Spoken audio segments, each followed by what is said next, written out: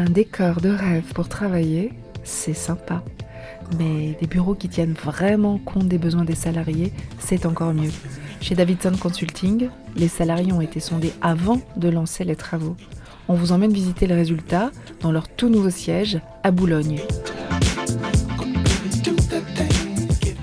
On a décidé de lancer le projet il y a un peu plus d'1 an et demi. On a voulu faire ce projet conformément au code de la boîte, de manière communautaire et participative. On a fonctionné uniquement à partir de sondages, c'est-à-dire qu'on a transmis des questionnaires à l'ensemble des collaborateurs sur leurs envies.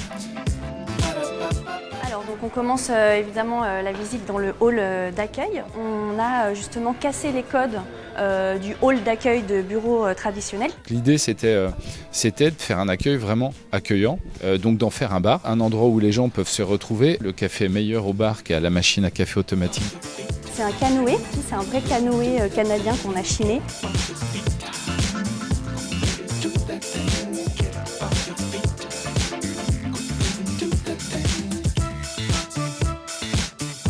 Donc on a en tout 900 m² de terrasse sur l'ensemble du bâtiment qui fait 4000 m². Donc ça fait quand même une grosse proportion, quasiment un quart des espaces qui sont les terrasses.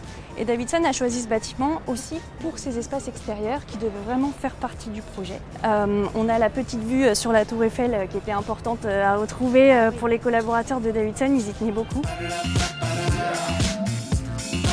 Il y a une grande part à la concentration et au travail individuel qui a été donné. Donc on n'est pas du tout sur des grands plateaux d'open space, on n'a pas du tout ça ici.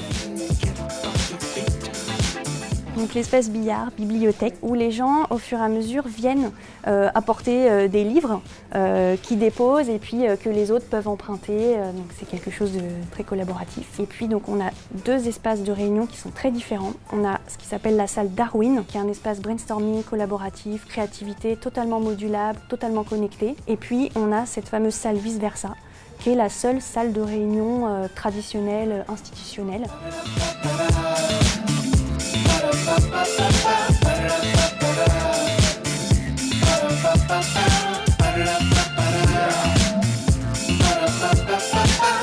Alors moi c'était ma grande inquiétude, c'était qu'effectivement ça ne devienne pas un lieu considéré par les gens comme un lieu où on vient glander, pour appeler un chat un chat.